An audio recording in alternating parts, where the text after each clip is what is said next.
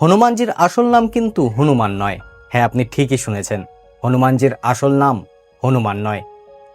হনুমান শব্দের হনু মানে হলো চোয়ালের হাড়, যাকে সংস্কৃতে হনু অস্থি বলা হয়।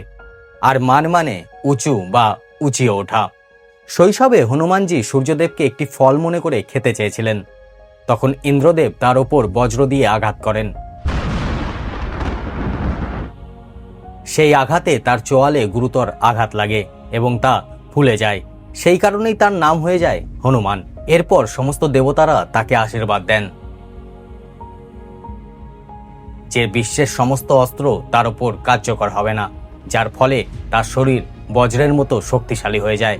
তাই তাকে বলা হয় বজরংবলী। তাহলে তার প্রকৃত নাম কি ছিল? হনুমানজির প্রকৃত নাম ছিল সুন্দর। কারণ হনুমানজির জন্ম হয়েছিল শিবজির তপস্যার ফলস্বরূপ এবং তিনি রূপ ও চরিত্র দুটিতেই অত্যন্ত সুন্দর ছিলেন। তাই তার নাম রাখা হয়েছিল সুন্দর। রামায়ণের যে অধ্যায়ে হনুমানজির চরিত্রের বর্ণনা পাওয়া যায় তাকে বলা হয় সুন্দরকাণ্ড। তাহলে বলুন বন্ধুরা, হনুমানজির সম্পর্কে এই কথাটি আপনি জানতেন?